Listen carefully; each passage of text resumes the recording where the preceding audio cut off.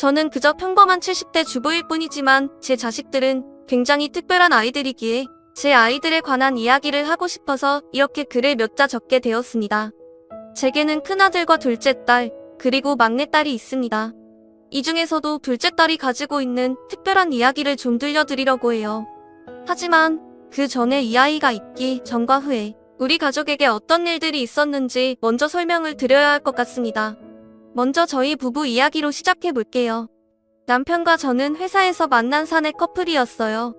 그 당시 저는 사회생활을 그 회사에서 처음 하는 거라 긴장도 많이 했었고 부족한 게 많았는데요. 그런 제가 회사 생활에 잘 적응할 수 있도록 물심양면으로 도와준 사람이 바로 제 사수였던 남편이었죠. 정말로 남편은 사수 중에서도 특급 사수였어요.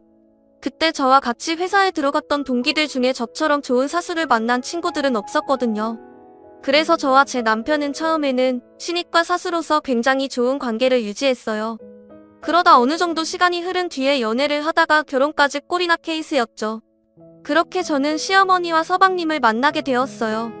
두 분은 처음 봤을 때부터 인상이 너무 선하고 좋으셨는데 실제로도 절 진심으로 반겨주셨답니다. 그래서 저는 남들이 말하는 시집살이 같은 것도 없었어요.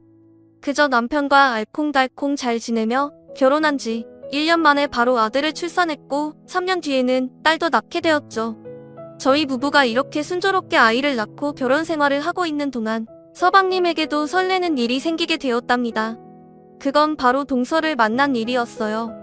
그 당시에 서방님은 프랜차이즈 치킨집을 하고 있었는데 동서가 서방님들 가게에서 일을 하다가 만나게 되었다더군요. 서방님과 동서가 둘이 손을 잡고 인사를 드리러 왔을 때가 아직도 눈에 선해요. 얼마나 잘 어울리는 부부였는지 모릅니다. 둘 다 선남선녀가 따로 없었죠. 그날 저희 시어머니도 동서를 얼마나 예뻐하셨는지 몰라요. 어머니, 안녕하세요. 어머, 이렇게나 고운 아이가 오다니. 첫째 며느리도 이렇게 참한 아이가 들어오더니 둘째 며느리도 마찬가지구나? 어쩜 이리도 예쁠까? 한눈에 봐도 시어머니가 동서를 예뻐하는 게 보이자 서방님은 말 그대로 입이 귀에 걸려 있었죠.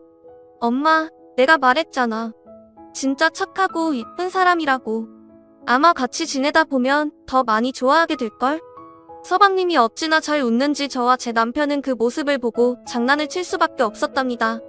어머, 도련님. 광대가 날아가겠어요. 너무 올라간 거 아니에요? 그러니까 말이야. 아주 입술 찢어지겠다, 찢어지겠어. 여보, 그냥 지금부터 서방님이라고 불러드려. 저 녀석 얼굴 보니 머릿속으로는 이미 결혼식도 다 마치고 신혼여행까지 간 것 같은데. 아유, 서방님. 동서 그만 좀 보세요. 닮겠어요. 닮겠어. 그렇게 두 사람이 결혼식을 올리고 그 이후에 행복하게 잘 살았다면 얼마나 좋았을까요? 하지만 안타깝게도 저희 집안에는 자꾸만 행복을 앗아가는 도둑이 들락거리는 것 같았어요. 그만큼 너무나 많은 불행이 닥쳐왔기 때문이었죠. 동서네가 결혼식을 올린 지 얼마 안 돼요. 서방님이 운영하던 가게는 형편이 많이 어려워지기 시작했어요. 그렇게 된 가장 결정적인 이유는 그 프랜차이즈 기업 자체가 운영난이 오고 다른 대기업들에게 자리를 많이 뺏겨서였다고 해요. 그래서 서방님은 결국 장사를 접게 되었고 급한 대로 일용직을 전전하게 되고 말았어요. 마침 또 동서가 결혼 1년 만에 딸아이를 출산한 직후에 또 둘째를 임신하게 되면서 서방님이 느끼셨을 부담감은 더 컸던 것 같습니다. 그런데 얼마 지나지 않아 충격적인 소식이 들려왔어요. 그 성실하고 착했던 서방님이 사망하셨다는 겁니다. 그날 서방님은 도로 포장 작업에 투입되어 일을 하고 있었는데 그만 달려오던 졸음운전 차량에 치이고 말았던 것이었죠. 사고 소식을 접한 저희 가족은 정말 헐레벌떡 병원으로 뛰어갔어요. 먼저 도착해 있던 동서는 봉긋하게 불러온 배를 안고 우느라 정신이 없었죠. 그때 동서는 임신 5개월 차라 배가 어느 정도 나오고 있는 상태였거든요. 우리 남편이 왜 그렇게 착한 우리 남편이 누가 우리 남편을 우리 아기 아빠 얼굴도 못 보고 우리 남편 아기 얼굴도 못 보고 이렇게 가면 어떡해? 우리 남편 불쌍해서 어떡해? 우리 남편 불쌍한 우리 남편. 우린 이제 어떻게 살라고? 우리 애기들이랑 난 어떻게 살라고? 여보, 여보.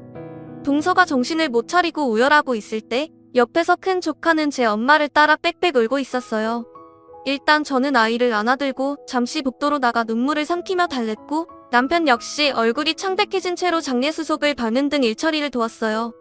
얼마 지나지 않아 도착하신 시어머니도 세상이 무너져라 통곡을 하셨죠. 자식을 잃은 어머니의 슬픔이 얼마나 끔찍하겠습니까? 시어머니의 속은 정말 말도 못할 정도로 무너지셨을 거예요. 장례가 모두 끝나고 시어머니도 동서도 한동안 식사도 못하고 슬픔에서 헤어나오지 못했습니다. 그래서 저희 부부가 일부러 다 같이 모이는 자리도 만들고 주말에는 바깥 바람도 쐬게 하는 등 노력을 했죠. 그나마 시어머니께서는 점차 생활력을 되찾으시는 것 같았어요. 문제는 동서였죠. 가뜩이나 임산부가 그런 큰 충격을 받게 되니 온 가족들은 동서 걱정이 이만저만이 아니었습니다. 특히 제가 옆에서 볼 때는 동서는 웃어도 그 웃음이 텅 비고 공허해 보여서 얼마나 불안했는지 몰라요. 원래는 굉장히 밝고 명랑하던 사람이었는데 말입니다. 혹시라도 애 엄마가 이상한 생각이라도 할까봐 저는 그게 너무 걱정되더라고요. 그래서 제가 거의 매일같이 연락하고 틈만 나면 찾아가는 등 계속 신경을 썼어요. 마침 그때는 제가 주부로 생활하던 때여서서 동서네 집에 찾아가기가 편하기도 했고요. 동서 오늘 날이 너무 좋아. 우리 이불 빨래 한번 하자. 내가 이따 오후에 넘어갈게. 동서 지금 집에 있어? 그럼 이리로 올래? 이번에 옆집에서 사과 한 박스를 받았는데 너무 달고 맛있지 뭐야? 와서 좀 가져가. 온 김에 밥도 먹고 가고. 동서 지금 집이지? 나 오늘 미역국을 끓였는데 양이 너무 많아. 좀 가져다 줄게. 지금 출발한다. 그렇게 도착하면 동서는 반갑다며 웃기도 하고 딸아이 키우느라 힘들다는 얘기도 하고 가끔은 남편이 보고 싶다며 울기도 했지만 조금씩 마음의 병이 나아가고 있었어요. 하지만 배가 더 불러오면서 아무래도 아기를 돌보긴 어려워해서 저는 조카를 거의 제 딸처럼 도맡아 키우다시피 하고 있었답니다.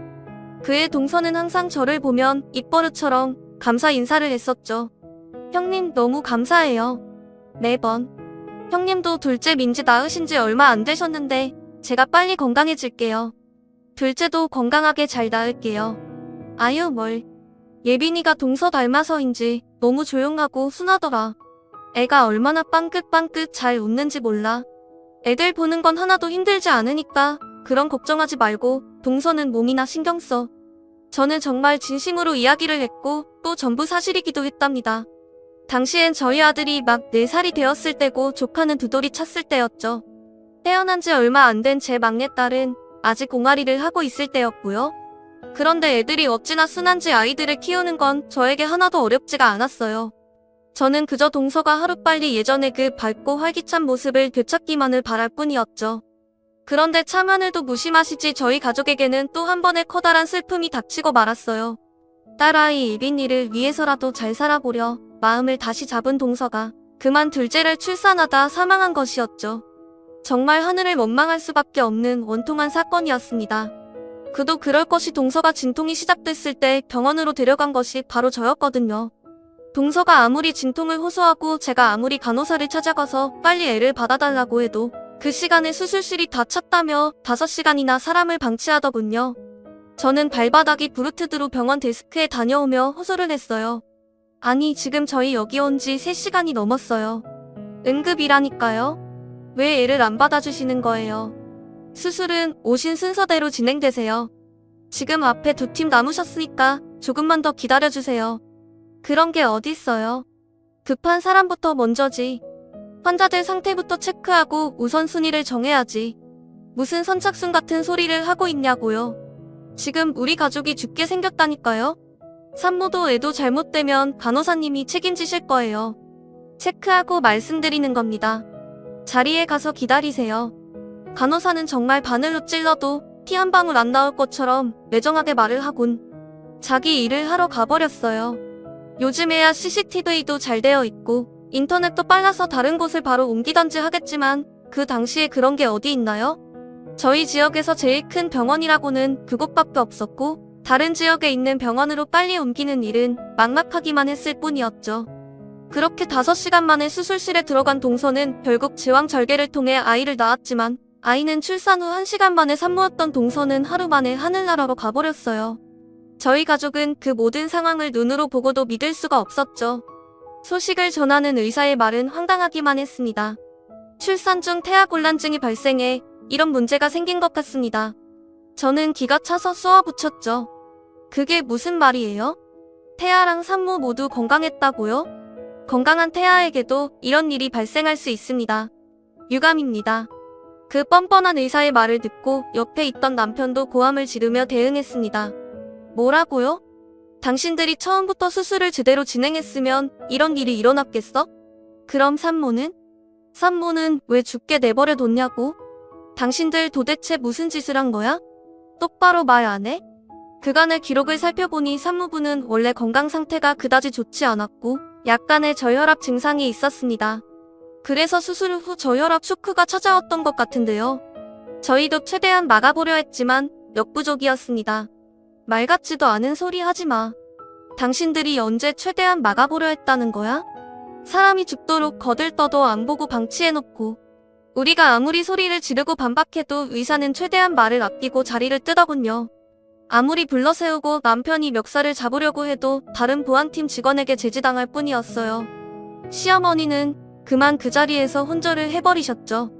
너무나 기가 차고 어이없는 상황에 저희는 모으고 있던 돈까지 전부 투자해 변호사를 찾아가 이 일의 진상을 밝히려고 노력했어요. 하지만 유전무죄, 무전유죄라는 말이 딱 맞는 말이었더라고요. 황망하게도 법원은 의료진의 손을 들어줬고 저희는 그렇게 억울함을 풀지도 못하고 그저 이렇게 일을 하고 있었습니다. 반복되는 큰 사건들로 인해 시어머니는 기력이 많이 쇠하셨어요. 저희도 정신이 없었지만 일단 연세도 있으신 시어머니가 걱정되어 최선을 다해 보살펴드렸죠. 하지만 결국 시어머니도 3년 후에 하늘나라로 떠나시고 말았답니다. 시어머니는 그의 인생을 잊고도 돌아가고 싶었죠. 시어머니께서 워낙 인맥이 좋으셔서 많은 분들이 조의를 표해주셨지만 저는 하나도 위로가 되지 않았어요. 그 당시에는 저 역시 반복되는 비극에 지쳐있던 상태였고 시어머니를 보내드리며 저희는 그의 인생을 잊고도 돌아가고 싶었죠. 저는 하나도 위로가 되지 않았어요.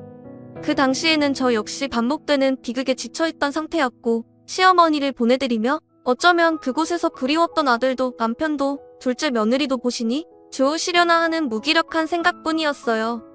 그런데 그런 제가 정신을 다시 차리게 된 두 가지가 있었는데요. 첫 번째는 바로 남편이었어요. 남편은 불과 1년 남짓의 시간 동안 자신의 가족을 모두 떠나보내고 재수 씨와 태중의 아이까지 지키지 못했다는 죄책감으로 많이 힘들어하고 있었습니다. 일상으로 돌아와서도 항상 낯빛도 어둡고 어깨가 축 처져 있었고요. 그 모습을 보고 너무 마음이 아팠어요. 그래서 나라도 정신 차리고 남편에게 힘이 돼줘야겠다고 생각하게 되었죠. 그러던 차에 남편은 저에게 너무나 가슴 아픈 부탁을 하게 되었답니다. 시어머니를 보내드리고 약 2주 뒤에 남편이 갑자기 저에게 할 말이 있다며 불러서는 무릎을 꿇고 빌기 시작하는 겁니다. 여보, 내 동생이 세상 떠난 지도 얼마 안 됐고 재수씨마저 이렇게 가버렸잖아. 그래서 말인데 남겨진 우리 예빈이 좀 키우면 안 될까? 저번에 엄마 보내드리고 예빈이 외과에 맡기고 오는데 재수씨 친정은 워낙 사람들이 좋지가 않더라고. 애가 거기서 얼마나 눈치 보면서 자라겠어. 안 그래도 엊그제 꿈에 동생이 나와서 제발 예빈이 좀 걷어달라고 울면서 부탁을 하는데 그날 이후로 내가 걱정이 돼서 잠을 못 자겠어. 당신한테 어려운 부탁인 거 아는데 내가 우리 예빈이 직접 지켜주지 않으면 후회하게 될까봐 너무 걱정되고 잠을 못 자겠어. 내가 당신한테 평생 잘할 테니까 우리 예빈이 좀 같이 키워줘. 제게 회사 생활을 알려주던 특급 사수는 높고 작고 초라해진 남자만 남아있더군요. 그게 너무 마음이 아파서 저는 그만 남편을 혼내듯 말을 해버렸어요. 여보, 지금 그런 말이 어딨어. 일어나. 남편이 돼가지고 자기 부인한테 이게 뭐야? 아내한테 듬직한 모습을 보여주지 못할 망정. 지금 뭐 하는 거야? 일어나. 당연히 예빈이 내가 키워야지. 그리고 당신도 나한테 당당하게 우리가 예빈이 키워야지. 당신이 잘못해서 일어난 일은 하나도 없는데 왜 당신이 이렇게 죄지은 사람처럼 기가 죽었냐고. 일어나. 집안의 가장이 이게 뭐 하는 거야? 보기 싫게. 가뜩이나 속상해 죽겠는데. 말을 하다 보니 저도 감정이 북받쳐 울고 그런 저를 보며 남편도 눈물을 흘렸답니다. 여보, 정말 고마워. 정말 고마워. 내가 앞으로 우리 애들 그리고 예빈이까지 정말 예쁘게 키울 수 있도록 더 열심히 노력할게. 정말 고마워. 여보.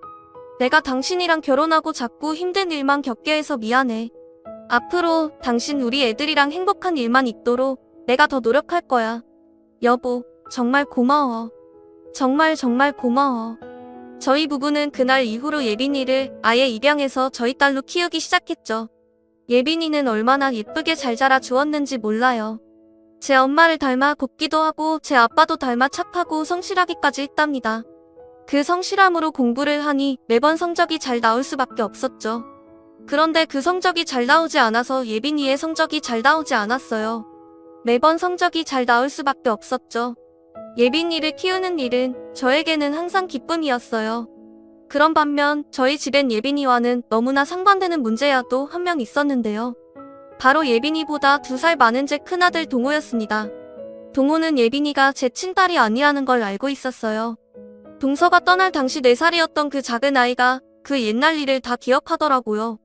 아무래도 저희 집안에 일어났던 모든 아픈 일들이 동호가 한창 부모 사랑받고 커야 했던 시기에 일어나서였는지 저희도 동호에게 충분한 사랑을 주지 못했던 것 같습니다.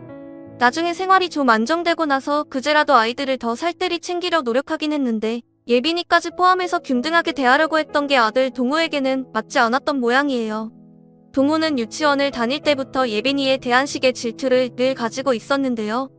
동호가 자주 예빈이 내 친동생도 아닌데 라는 말을 툭툭 내뱉곤 했습니다. 엄마 예빈이 내 친동생도 아닌데 왜 자꾸 양보하라 그래. 엄마 예빈이 내 친동생도 아닌데 왜 우리 집에서 같이 살아. 엄마 내가 엄마 진짜 아들인데 왜 나한테 더 잘해주지 않아. 그럴 때마다 저는 동호에게 예빈이도 똑같이 엄마 자식이고 엄마는 동호도 예빈이도 막내 민지도 똑같이 사랑한다고 설명해 주었죠.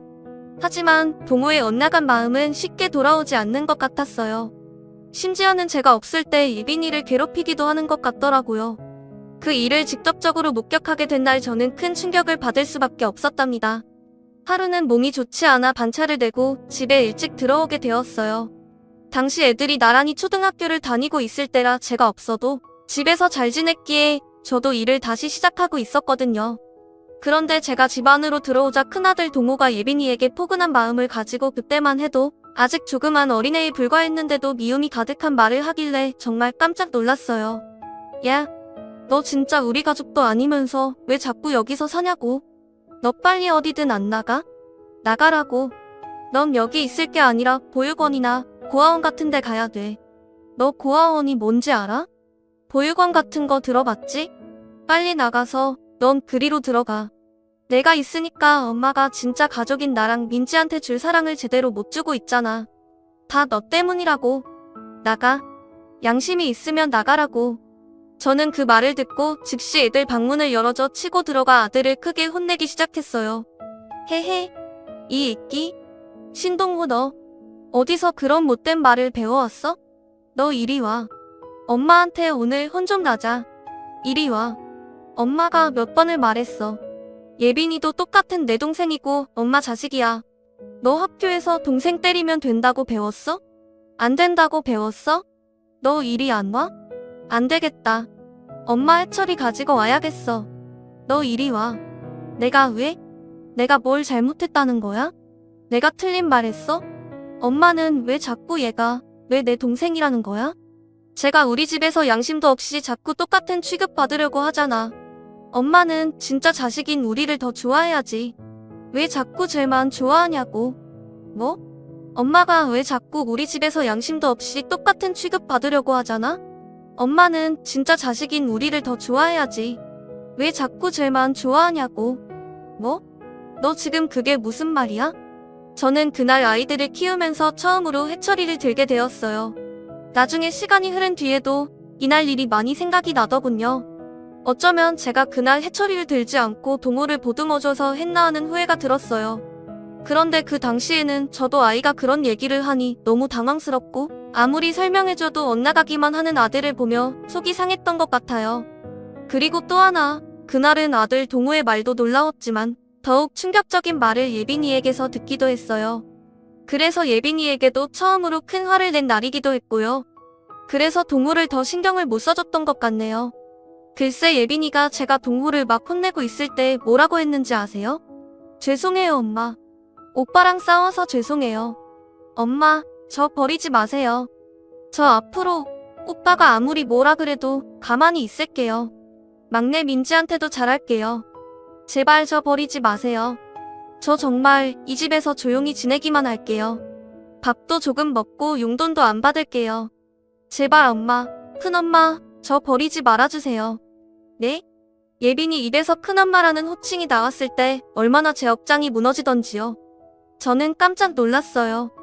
단순히 자신이 좀 다르구나가 아니라 예빈이도 정확히 자신에게 일어났던 일들을 다 알고 있었다는 걸 이날 처음 알게 되었죠. 아무리 제 뱃속으로 낳은 아이가 아니라도 예빈이는 피덩이였을 때부터 제가 키웠던 누가 뭐래도 제 딸이었는데 말입니다. 그래서 저는 예빈이에게도 똑같이 혼을 냈습니다. 예빈이, 너 방금 뭐라 그랬어? 큰엄마가 뭐야? 엄마지, 엄마. 내가 내 뱃속으로 낳진 않았더라도 넌 내 가슴으로 낳은 내 딸이야. 큰엄마라니. 너도 이리 와. 너도 같이 혼나. 어? 큰엄마라니. 앞으로 누가 뭐래도 예빈이 넌 무조건 이 엄마 딸이야. 알겠어? 내가 동호 이놈의 자식 한 번만 더 우리 딸한테 못된 소리 하면 다리 몽땅이 부러뜨려 놓을 테니까 너 기죽지 마. 알겠니? 우리 예쁜 예빈이 누가 버린다고. 어? 난 우리 예빈이 절대 버리지 않아. 버릴 수 없어. 이렇게 예쁜 내 딸을 어디 버린단 말이니? 너 앞으로 그런 소리, 아니 그런 생각도 하지 마. 알겠어? 그날 저는 예빈이와 함께 서로 부둥켜 안고 엉엉 울었고, 그날 이후로 예빈이는 정말로 두 번 다시 저에게 큰엄마라는 말을 하지 않았어요. 하지만 동무는 더 크게 엇나가고 말았답니다. 항상 저에게 불만이 있는 모습이었고 사고뭉치로 자랐죠. 이런 오빠 언니의 모습을 막내 민지는 이런 일들을 전부 보고 자라면서 어느 정도 집안 사정의 눈치는 있는 것 같았지만 다행히도 정말 사랑스러운 막내로만 이 집안 사정의 눈치는 있는 것 같았죠. 사고뭉치 동호도 민지는 또 친동생이라고 생각해서인지 잘해주었고 예빈이도 언니로서 살뜰히 챙겨주었기 때문이었죠. 그래도 집안의 분위기 메이커가 되는 막내 민지가 있어서 지난 세월 동안 저희 가족이 이만큼 화목해질 수 있었던 것 같아요. 그렇게 30년이 넘는 사이에 우리 가족이 이렇게 잘 자랐다는 걸, 그렇게 30년이 넘는 시간이 지나고 아들 동호도 막내 민지도 결혼을 하게 되었어요. 그런데 신랑과 알콩달콩 잘 사는 민지와는 달리 동호는 2년 만에 이혼을 했습니다. 동호는 커가면서 하도 저희에게 말도 안 하고 소통을 잘 안 해서인지 저희는 이혼하게 된 이유도 잘 몰랐어요. 어쩌다 전화가 왔을 때 물어봐도 불같이 성만 낼 뿐 속 시원히 대답을 해주지 않았죠. 아니, 그렇게 된 이유가 있을 거 아니야. 이혼이 말이 쉽지. 그런 일이 일어났으면 엄마한테 얘기도 좀 해주고 그래야지. 그냥 딸랑 이혼해서 이 한마디로 연을 끊으라는 게 말이 되니? 그럼 이미 도장 찍은 걸 어쩌라고. 그리고 나 아직 29이야. 아직 결혼 한 번도 안 한 놈들이 수두룩한데 그깟 결혼 나중에 또 하면 되지. 뭔 큰일이라고 그러는 거야? 그뿐만 아니라 동호는 제 아비한테 틈만 나면 이 핑계 저 핑계를 대며 돈을 타가더니 한 번은 사업을 한다는 거짓말을 치고 엄청난 거액을 빌려갔더라고요. 그 돈을 돈으로 사업을 한다고? 한 번은 사업을 한다는 거짓말을 치고 엄청난 거액을 빌려갔더라고요. 그리고 그 이후에는 연락이 거의 끊기다시피 되어버렸어요. 제가 그 전부터 남편에게 동호한테 자꾸 쉽게 돈 주지 말자고, 애 버릇 더 안 좋아지는 것 같다고 얘기를 했는데도 바보같이 착한 남편은 그래도 사내 놈이 어디 나가서 괜히 기죽고 그러면 될 일도 안 되고 그러는 거야 라면서 자꾸만 돈을 퍼주다가 벌어진 일이었죠. 저희의 생활 형편은 그렇게 자꾸만 밑바닥으로 가라앉고 있었어요. 그러던 차에 또 한 번 저희 가정에는 큰 비극이 찾아오게 되었어요. 어느 날 일을 마치고 돌아온 남편이 자꾸만 발바닥이 저리다고 통증을 호소하는 겁니다. 그때는 그게 큰 병인 줄 모르고 그냥 발 마사지를 열심히 하거나 따뜻한 물로 조격을 하기만 했는데 이게 날이 갈수록 더 심해지더군요. 그래서 제가 큰 병원에 가서 검사를 받아보자고 했지만 예전 동서 때 일로 병원에 큰 불신을 갖고 있던 남편은 뭐 큰일 있겠어? 하고 넘기더라고요. 그런데 통증에서 끝나지 않고 물집이 잡히기 시작하길래 저는 남편 손을 붙들고 큰 병원에 가서 억지로 데려갔습니다. 그리고 검사를 진행해봤는데 결과는 충격적이었죠. 의사 입에서 나오는 말은 도저히 믿을 수가 없었어요. 아버님, 당뇨가 이렇게 심하신데 이제야 병원에 오신 겁니까? 지금 발바닥에 피가 통하지 않아 통증이 생기시는 거예요. 당뇨 합병증이시고요. 이미 괴사가 진행되고 있어서 곧바로 치료를 들어가더라도 얼마나 복구되실지 장담할 수 없습니다. 말 그대로 눈앞이 캄캄해지는 것 같았죠. 애꿎은 남편에게 왜 진작 말하지 않았냐고 소리를 쳤지만 이미 제대로 치료를 할 수 있는 시기가 지났다고 하니 할 수 있는 게 많지 않았어요. 저는 있는 돈 없는 돈까지 전부 긁어모아 치료를 진행했지만 병원비를 감당할 수 없었죠. 그래서 병원에 가서 치료를 진행했지만 병원비를 감당할 수 없었고 결국 남편은 오른쪽 발을 절단하고 의족을 찰 수밖에 없었답니다.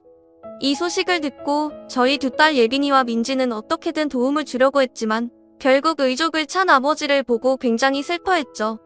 하지만 인생사 세웅지마라고 했던가요? 당시 로스쿨을 다니고 있던 예빈이는 더욱 도끼를 품고 공부를 열심히 하기 시작했어요. 그리고 로스쿨을 마치고 나서 뒤이어 한 번의 변호사 시험까지 붙어버리는 기염을 토했고요. 안 그래도 예빈이는 어렸을 때부터 줄곧 변호사가 되겠다는 꿈을 가지고 있었는데 그 이유는 바로 자신의 생모가 의료진 부주의로 사망했음에도 불구하고 제대로 된 보상도 받지 못하고 법정 싸움에서 지고 말았다는 이야기를 알게 되었기 때문이었답니다. 그래서 예빈이는 항상 입버릇처럼 제게 말하곤 했어요. 저는 꼭 변호사가 돼서 억울한 일을 당하는 사람들을 도와주는 일을 할 거예요. 의료사건을 전문적으로 맡는 변호사가 있대요. 변호사도 다 각자의 분야를 정해야 한다는데 저는 이미 정했어요. 그래 우리 딸, 아이고 기특해라. 그래서 이렇게 열심히 공부했구나. 엄마가 늘 응원할게. 그랬던 우리 예빈이가 변호사 시험 결과가 나오는 날 저희 집으로 와서 안겨올 때 얼마나 감격스러웠는지 모릅니다. 예빈이는 울먹거리면서 저희에게 합격 소식을 알려왔어요. 그동안 밤늦게까지 공부하며 고생했던 예빈이의 노력이 빛을 발하게 되었다니 정말 날아갈 정도로 기뻤죠. 얼마 지나지 않아 예빈이는 변호사 사무실에 취직해서 일을 하기 시작했답니다. 예전부터 본인이 얘기해왔던 의료사고를 전문으로 다루는 변호사가 된 것이죠. 그런 우리 딸이 얼마나 뿌듯하고 자랑스러웠는지. 그뿐만 아니라 예빈이는 3년 후에 또 다른 기쁜 소식을 제게 가져다 주었어요. 바로 결혼할 사람이 생겼다는 것이었죠. 안녕하세요. 어머님 아버님 박창진이라고 합니다. 아이고 어서와요. 세상에 변호사 양반이라더니 인물도 훤칠하고 반가워요. 예빈이가 데려온 사위는 예빈이보다 7살 많은 변호사 선배였는데요. 같은 로스쿨 선수로서는 예빈이가 이렇게 잘 지내셨다고 합니다. 같은 로스쿨 선후배로서 만남을 이어오다가 연인 사이로 발전한 모양이었습니다. 한눈에 봐도 너무나 잘 어울리는 한상이었고 그렇게 둘은 결혼을 하게 되었죠. 결혼식 혼주석에는 남편과 제가 나란히 앉았어요. 남편은 의족을 최대한 가리기 위해 일부러 안쪽에 자리했고요. 그날 예빈이는 하염없이 눈물을 흘렸어요. 특히 제가 있는 쪽으로 오기만 하면 더욱 눈물이 쏟더군요.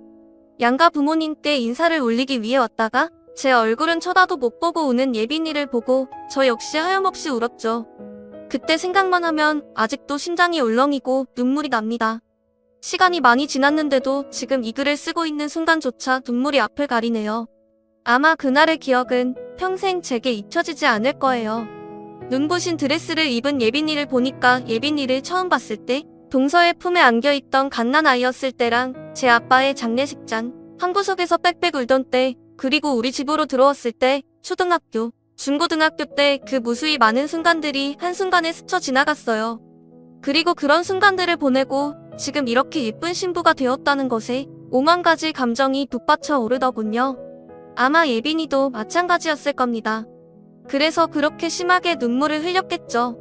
우리 둘이 너무 우니까 분위기가 조금 무거워졌는지 사회자가 일부러 장난을 막 치더군요. 아이고, 우리 신부님 그렇게 시집가기 싫으세요? 신부님이 우리 어머니가 너무 좋으신가 보다. 설마 지금 이 결혼 협박당해서 하는 거 아니죠?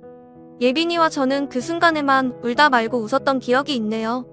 그런데 그렇게 예쁘게 결혼한 지 얼마 되지 않았던 어느 날 갑자기 사위가 저와 남편을 찾아왔더라고요. 저희는 말도 없이 찾아온 사위를 보고 어리둥절했죠. 자네 연락도 없이 여기 무슨 일인가? 예빈이랑 무슨 일이 있어? 아닙니다. 어머님, 아버님. 오늘은 제가 두 분께 드릴 말씀이 있어서 온 겁니다. 그래? 무슨 말인가? 여기 주소로 한번 가보시겠어요? 이곳으로 가보시면 어머님, 아버님께 특별한 소식이 들려올 겁니다. 그래? 뭐 알겠네. 다른 일은 없고? 네, 그게 답니다. 사위는 사람 좋은 웃음만 지을 뿐 별다른 말을 안 해주더라고요. 그래서 그 다다음 날 예빈이가 우리 집으로 오기로 한 날에 예빈이 차를 타고 그 집 주소에 가봤답니다. 그랬더니 거기에서 무슨 일이 일어났는 줄 아세요? 저희 부부는 정말 놀라 뒤로 자빠질 뻔했어요. 그곳은 서울 한복판이었는데 딱 봐도 외관이 세련되고 깔끔한 아파트가 있는 자리였거든요.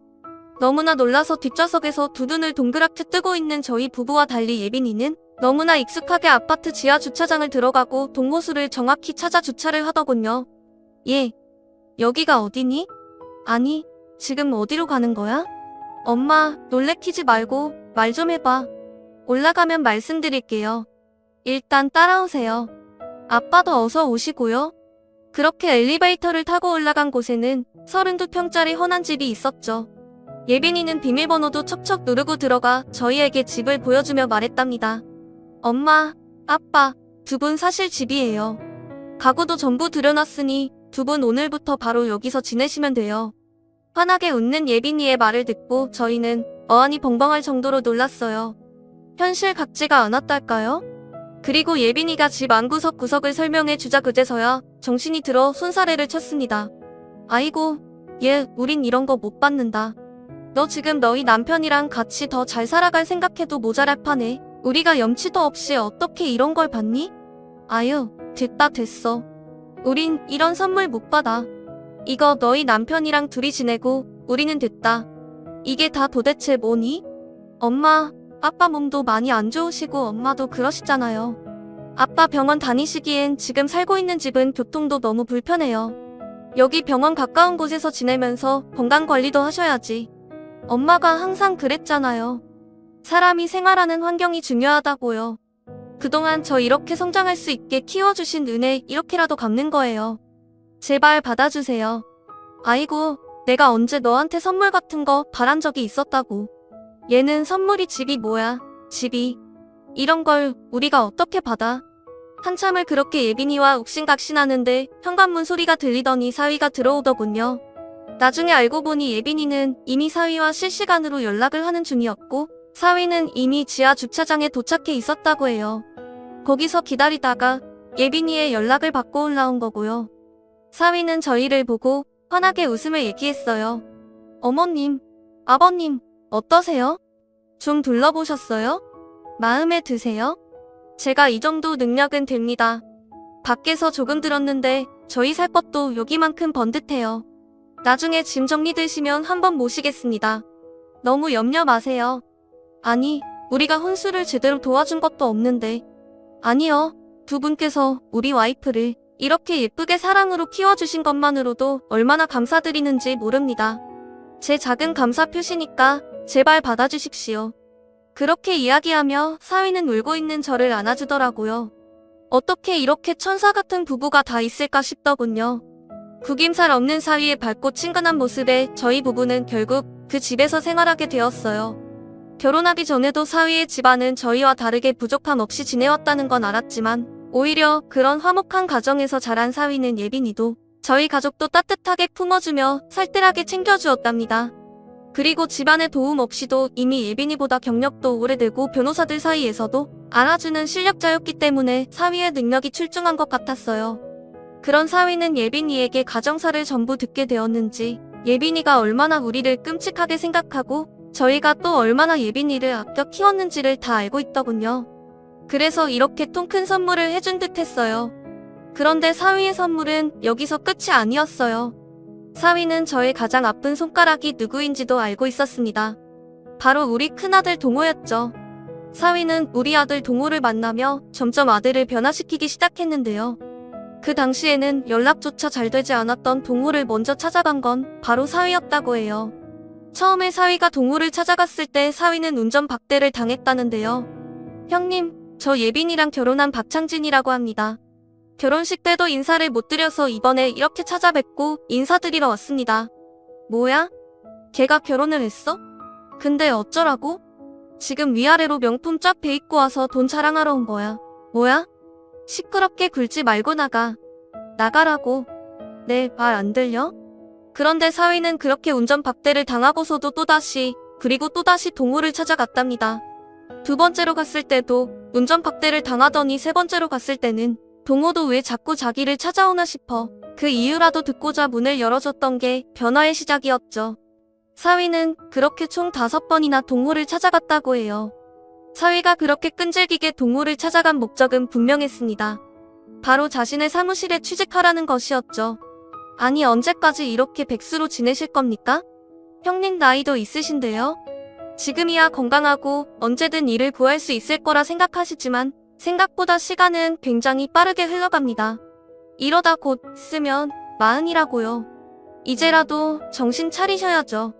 지금 나보다 나이 많다고 유세 떠는 거야. 뭐야? 기껏 찾아와서 한다는 소리가 잔소리야? 나가. 저희 사무실에서 저랑 같이 일해보시죠. 알게 되는 것도 느끼게 되는 것도 많으실 겁니다. 보수도 정직원이랑 똑같이 드릴 테니까 저 한번 믿어보세요. 아 시끄러워? 그러다 마지막으로 찾아갔을 때 사위는 제 남편의 영상을 보여줬대요. 이놈이 글쎄 그때까지도 지 아버지가 의족을 찾다는 것도 모르고 있더라고요. 얼마나 연락을 안 하고 살았는지 저희도 그 얘기를 나중에 듣고 깜짝 놀랐어요. 장인어른 이렇게 몸 불편하신 거 알고 계셨어요? 형님 언제까지 키워주신 부모님 가슴에 대못을 박을 겁니까? 두 분께서 가장 믿고 의지할 장남이 이러고 있으면 그 속이 어떠시겠어요? 요즘 제가 주말마다 아버님이랑 병원 다녀오고 있습니다. 원래 형님이 하셔야 하는 일 아닙니까? 동호는 그 영상을 보고 큰 충격을 받았는지 한동안 말을 못했다고 하더군요. 그리고 며칠 뒤 먼저 사위에게 전화를 걸어 이력서를 뽑아들고 찾아갔답니다. 그렇게 일을 시작하며 사위 밑에서 많은 걸 배운 듯 했어요. 우리 예빈이와 마찬가지로 사위도 전문 분야가 있었는데 그게 바로 교통사고였다고 해요. 그런 곳에서 일을 하다 보니 억울하게 사고를 당하거나 심지어 목숨을 잃는 사람들도 보고 명백한 잘못을 저지르고도 후회하거나 뉘우침이 없는 사람도 보고 정말 다양한 사건 사고들을 목격하게 되었나 봅니다. 동호가 저희에게 먼저 연락한 건 사위의 사무실에서 일을 시작한 지 1년이 되었을 때였어요. 그동안 사위를 통해 동호 소식을 듣던 저희 부부는 추석 명절에 동호가 찾아온다는 연락을 받고 새벽부터 일어나 기다리고 있었죠. 나이가 드니 아침잠도 없고 몇 년 만에 아들 얼굴을 보게 되니 도저히 누워 있을 수가 없더라고요. 연휴의 첫날 오전 기상청에서 일을 시작한 지 1년이 되었을 때였어요. 연휴의 첫날 오전 일찍 찾아온 동호는 저희 부부를 보고 무릎을 꿇고 울었어요. 죄송해요. 엄마, 아버지. 제가 그동안 너무 막 살았어요. 제가 그동안 저만 망친 게 아니라 엄마랑 아버지 속을 전부 망쳐놓고 없던 병도 생기게 했어요. 원래 그러려던 게 아니었는데 자꾸 미운 감정만 들고 미운 생각만 들어서 제 주변 사람 전부 상처 주고 살아버렸네요. 저 이제라도 달라지려고요. 이제라도 그동안 못했던 효도도 하고 사람 노릇하고 살려고요. 엄마, 아버지. 정말 죄송합니다. 용서해주세요. 저 한 번만 더 받아주세요. 뭘 한 번만 더 받아달라는 거냐? 우린 널 낼 친적이 없어. 아이고, 이놈아. 이제야 지 부모한테 오다니. 잘 왔다. 잘 왔어. 근데 얼굴이 왜 이렇게 상했어? 돈 버느라 몸축 내지 말고 잘 좀 먹고 다녀야지. 이놈아. 그렇게 속을 썩히더니만. 잘 왔다. 우리 아들. 죄송해요. 엄마. 그렇게 현관에서부터 저와 제 남편 그리고 우리 아들 동호는 서로 부둥 떠 안고 얼마나 눈물을 흘렸는지 몰라요. 그리고 그날 이후로 동호는 우리 착한 아들로 돌아왔답니다. 애가 어려서부터 눈치는 빠르고 머리가 빠릿빠릿하더니 사위 사무실에서 일도 나날이 느는 모양이고요. 이 모든 일은 전부 우리 예빈이와 사위 덕분이었어요. 요즘 저희 가족은 더할 나위 없이 행복해요. 막내딸 민지는 제 아빠를 똑 닮은 건강한 아들을 낳았고 예빈이 역시 지난주에 임신 8주차라며 기쁜 소식을 알려왔답니다. 사위의 사무실은 나날이 번창하고 있고 아들은 일을 제대로 배워서 사무장까지 다는 걸 목표로 열심히 일을 하고 있고 주말마다 찾아와 저희와 함께 시간을 보내고 있답니다. 다다음 주에는 온 가족이 다 같이 제주도로 여행을 가기로 해서 설레는 마음으로 기다리고 있고요. 이런 걸 보면 옛날 말이 아주 틀린 건 아닌 것 같아요. 왜 고진감래라는 말이 있잖아요. 이전까지는 저희 가정에 그렇게 가슴 아픈 일들이 폭풍처럼 몰아치더니 요즘에는 그 폭풍이 전부 지나고 화창한 날들만 남았답니다.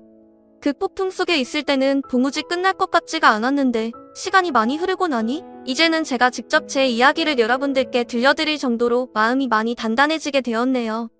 참 사람 일이라는 게 뭔지 많은 생각이 드는 오늘입니다. 오늘은 동서의 길이었는데요.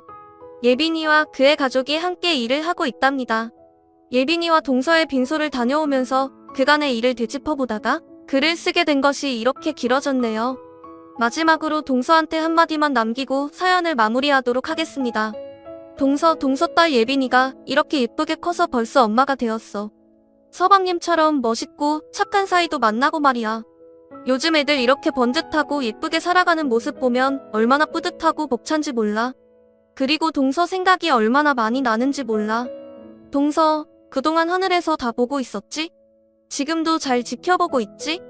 그동안 예빈이 키우면서 너희들이 행복했는지 동서가 행복했는지 나도 엄마는 처음이고 그래서 예빈이 내 딸이라고 그렇게 여기며 키웠지만 사실은 마음속으로 동서 몫을 해내야 된다는 부담감도 있었던 게 사실이야. 그래도 동서가 하늘에서 많이 도와준 덕분인지 예빈이가 이렇게 훌륭하게 자라줬지 뭐야? 앞으로도 내가 우리 예빈이, 내 딸 예빈이 끝까지 예뻐해주고 보듬어주며 잘 지켜볼게. 동서는 하늘에서 편히 쉬면서 예쁘게 지켜봐줘. 동서, 나한테 이렇게 예쁜 선물을 주고 가서 정말 고마워. 지금까지 제 이야기를 들어주신 모든 분들께 감사드립니다. 감사합니다.